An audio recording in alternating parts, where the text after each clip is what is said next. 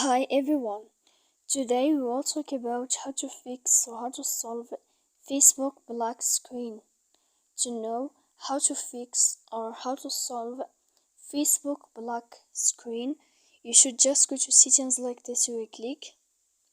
After that, in this page, you will go to apps, default apps, app settings. When you will see this list, you will go down to find the application of Facebook.